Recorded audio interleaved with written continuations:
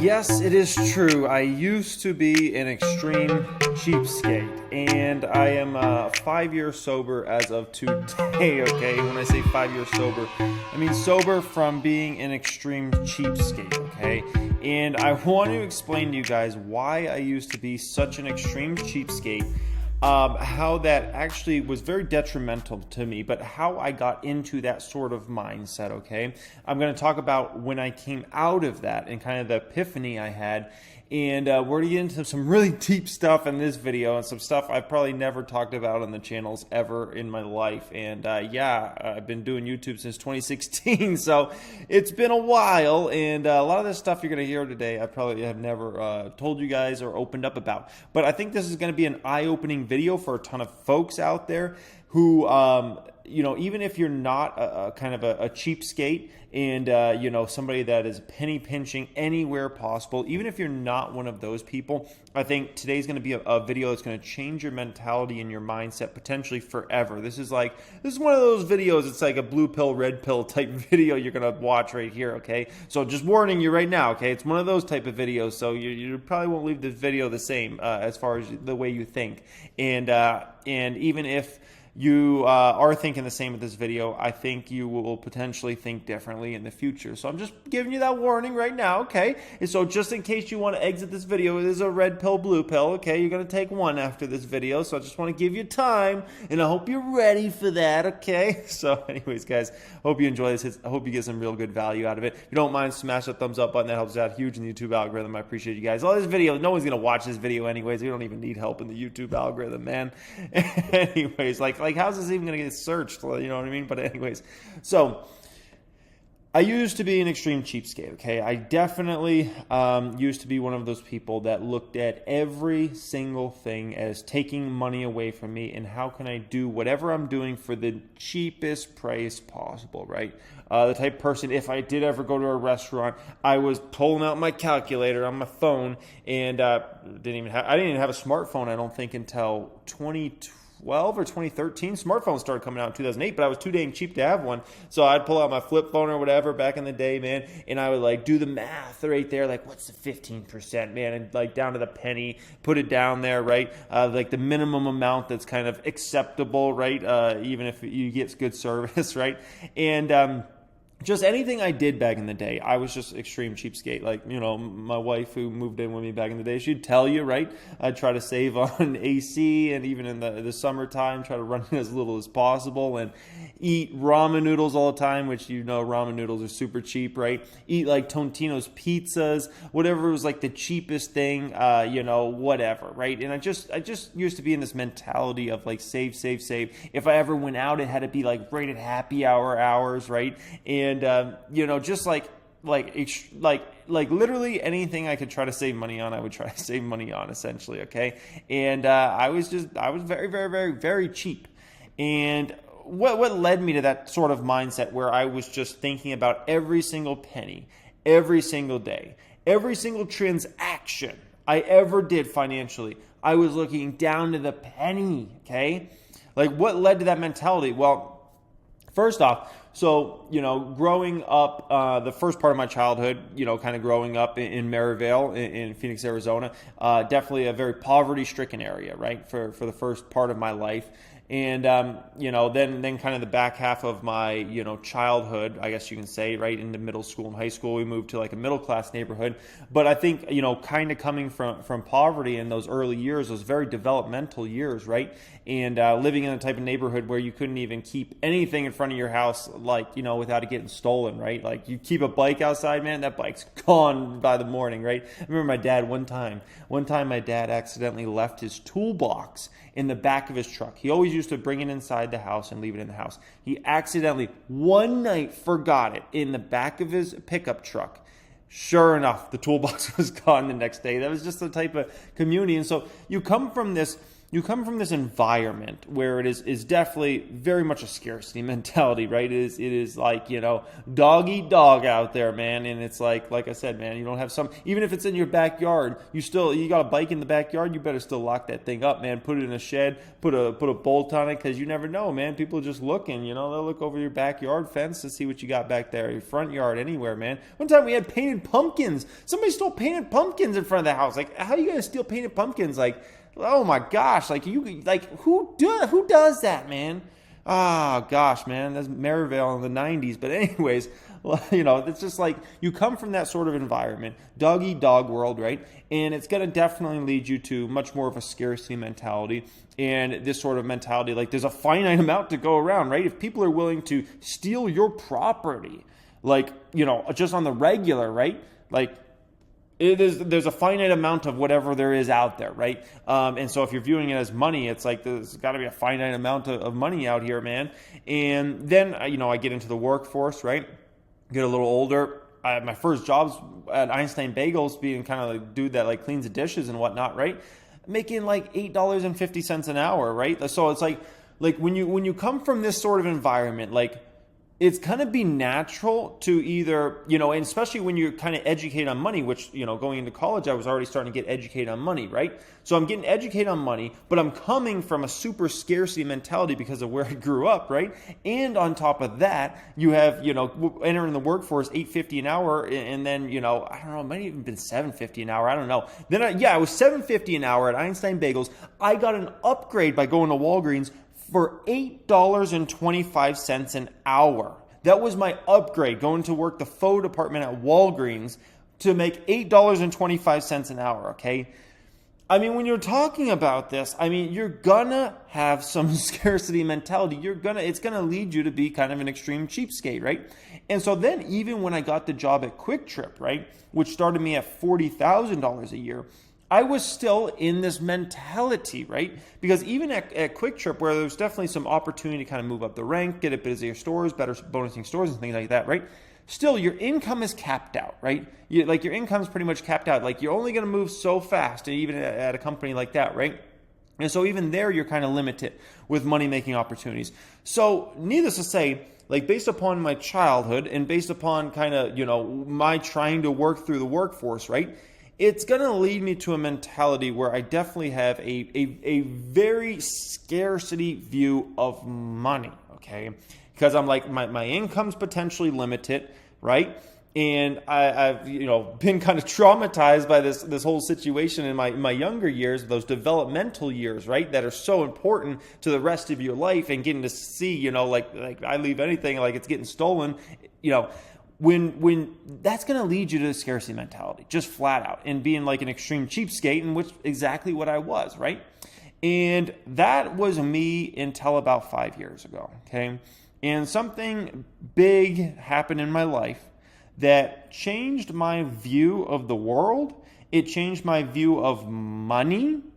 Because although I worked at Quick Trip and made a decent salary, $40,000, $50,000 a year, and even though I was starting to make really good money from stocks, and I got to a point where I had over $200,000 before I was age 25, even with that success, I still was being pretty much an extreme cheapskate, and I had still a very scarcity mentality around money, okay?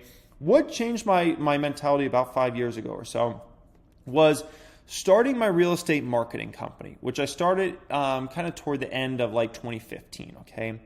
And when I started having some success with that, it really changed my mentality. But even the first day I ever got a check, which was for like $99, okay? $99 photo job. I went all the way to St. George, Utah to do this photo job, right? That $99 check changed my life forever, okay? Because this, like, what it symbolized to me, and I still have a picture of it. I should have brought a picture up for you guys. I still got it somewhere in the iCloud, okay? What that symbolized to me was me deciding to make money on my own without anybody cutting me the check. Like, I made that connection with that person, got that job, I dictated what I was going to get paid, and I got paid that amount of money. And it was a game changer to me. And as I started to build more and more customers through that business and start building that business up, my real estate marketing company, it completely changed my views of money forever.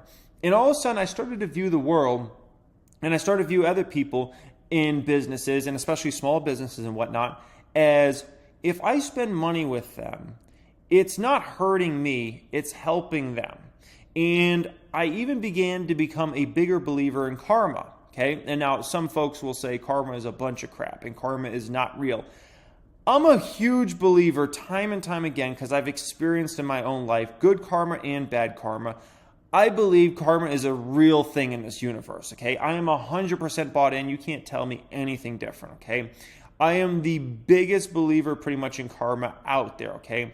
And whatever you want to call that or describe that sensation of you putting good into the world and getting good back, or you putting bad into the world, you're getting bad back, right? It comes around both sides, and I've experienced it both sides. And every single time I've ever experienced something a little difficult in my life, I drew it back and I'm like, I did something over here, and I can see how somehow that came back to me, or something good comes back to me, right? And so I started to view things, and I was like, why am I viewing this in such a scarcity mentality? If I spend money with them, that helps them out. That helps them put food on the table for their kids or whatever, right? And I started to even change like the way I tipped, and I started tipping like 20, 25% like as a customary thing whenever I go to restaurants or different places. And I started to really view things as like, especially around like small business and whatnot, where I was like not viewing things nearly as they're taking my money, which is very much the way I used to view it. If I spent money, it didn't matter if it was with a small business or whether it was with Walmart. I viewed it as they're taking my money. You're causing damage to me. You just took my money. And the day I stopped viewing it that way was a day everything really began to change for me, I felt like, okay? And it felt like the more I gave back out there in the world, the more came to me back. And it seemed like even stocks started to work out better than they ever had before. I mean, I was already good at stocks, but it seemed like things were starting to click even more, right? And it's just very, very interesting. And I even, there's so many examples. So I get rid of this scarcity mentality. That was just huge, okay?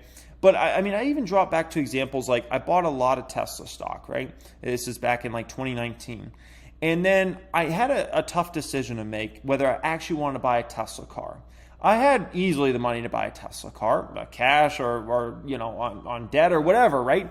And I was like, I don't know. I was going to buy a Model 3 at that time, and I was like, I don't know, man. A Model 3 is kind of expensive. I already have a car that works perfectly fine. Like, why do I need to get a Model 3? Yeah, it's cool. I really want one, but I don't know. And so I just had this scarcity mentality, right? And I bought that Model 3, right?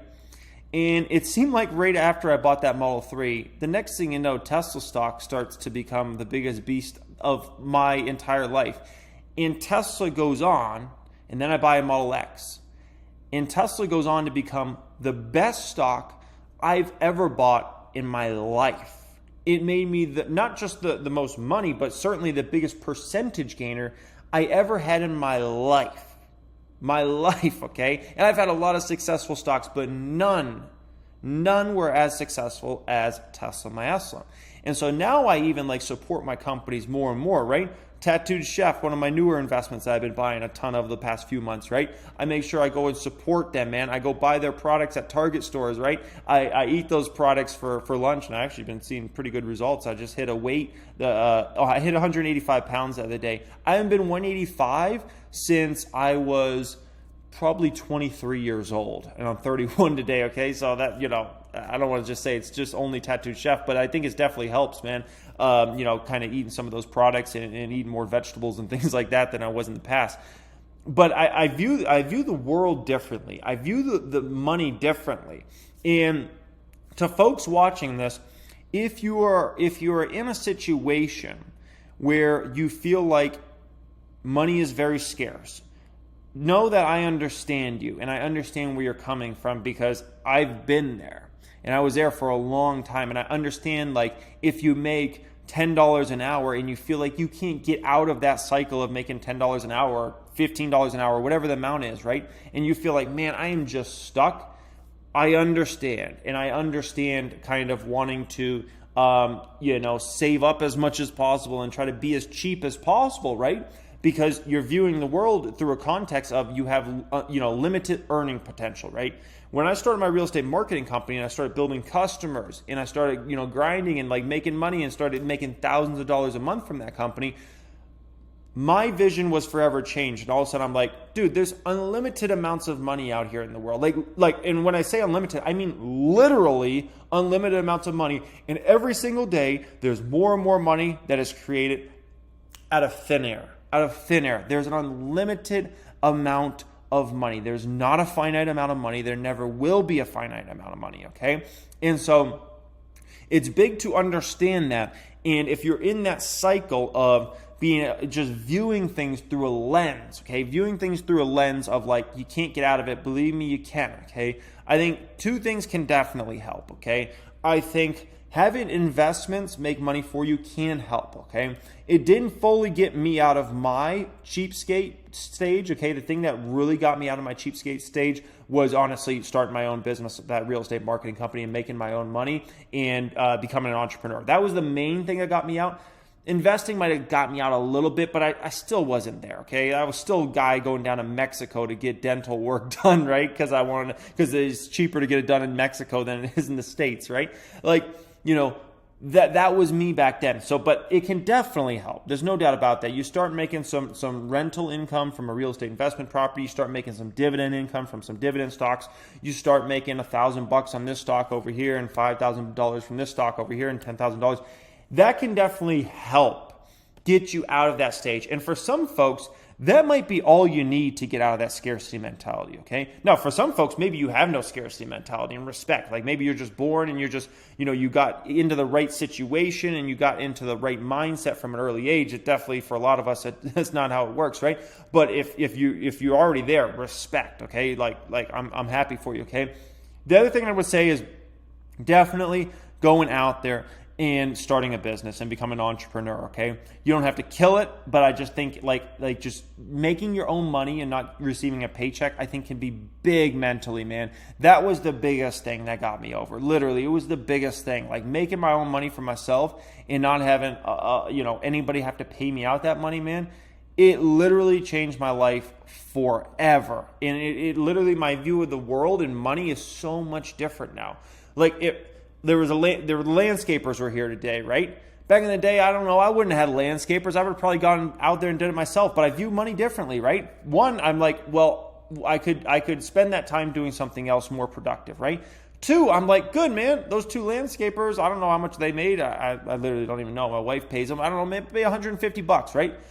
That puts food on the table for those guys. Like, cool, like that's good for them, right? They do the service, they clean the yard, they make it look beautiful. I didn't have to spend any of my energy, and they get to feed their family at night. It's a very different view than I used to have years ago. Because years ago, I would have looked out there and I would say, these guys are taking $150 from me, or $100, or I don't know, maybe it's $50. I don't know. These guys are taking my money. That's just a bottom line. That's just a way I would have used to view it. These guys are taking my money, and I have a finite amount of this money, and this is just wrong. And I'm so happy I got out of that mentality, because it is somewhat like a prison for your mind, like essentially. It's like a mind prison where you're just like in this cycle of like, because literally like the whole world's built off money and like spending money and like, transactions and things like that. And when you're in this little mental prison, every single transaction that goes through, you're just thinking, man, I should have saved money. I shouldn't have spent the money on that. And it's such an annoying way to live. It is such an annoying. Anybody that has gone through that before or is right there right now, you know the mental hurdles, man. And I don't know if you buy, you can almost never be happy with a purchase, because if any time in the future, if that's like $1 cheaper, you're like, why did I get it then? If I don't know, a McDonald's over here sells a Big Mac for like $4.49, and this other McDonald's sells it for like $4.69, and you bought it for the one at $4.69 that's a little more expensive than the other one, and you see that, your whole day's ruined. You're like, oh my gosh, man, I just missed out on 10 cents. Are you kidding me? Oh my gosh, it's so stupid. Can't believe this, man. 10 cents plus there's probably another cent of tax on that. Probably 11 cents, might even be 12 cents. They probably round up. Do they round up? Let me start checking into this. Do they round up the pennies on that? How does that work? Oh gosh, man. For the mind, it is definitely a little bit of a mental prison, man. And like I said, like investing can definitely help you get out of it, I think. So for some people, it might be the thing that gets you all the way there when you start making money from investments, passive income, anything like that, right? And the other thing, honestly, at the end of the day is if you can start your own business. That was what really changed it for me, starting my own business and getting out there and doing things like that. And yeah, I just have a different view of the world. I have a different view of money now than I used to have. And yeah, it's like that, man. And even if I'm ever in a situation where, you know, I don't even want to say money's ever tight, because money's never really ever tight, you know, when you have a lot in stocks. But even if I'm ever in a situation where, let's say, stocks are going bad for a moment or whatever, right? The market's tanking or certain stocks are tanking or something like that. I still don't go back to that mentality, because I understand that mentality is just, it's the devil, man. It's the devil. That's all I'm going to say about that, man. It is such a frustrating, it's truly a frustrating way to live. And, you know, I understand, you know, some folks have to be there. But man, when you can get out of that mentality, it is big. It is really big, and it'll change your life forever. And I love spending money with, especially any small businesses nowadays, man. I love to see small businesses thrive, like, you know, the mom and pop restaurant, you know, different service workers and things like that, man. You know, I love to see them put food on the table at the end of the day. And at one point, you know, my dad, when he started up his you know, small pool business, right? That's what got us out of that poverty. And, you know, I'm sure there were a lot of customers that could have maybe cleaned their own pool, right? And they chose not to, right? They hired a pool service, and, you know, they hired my dad, right? And my dad was able to put food on the table and get us out of that neighborhood, right? And move us to the middle class. And, you know, if it wasn't for people like that, if they just had a very scarcity mentality around money, they wouldn't have hired him, right? They would have been like, oh, I'll clean my pool myself, right? So, yeah, butterfly effect. Karma's real, man. I don't care. Tell me anything. Karma's real, man. I'm just going to say that 100%. Yeah, anyways, this is my video. Hope you guys enjoyed this. As always, a little bit of a different video. Much love as always. You found out some stuff no one ever knew about.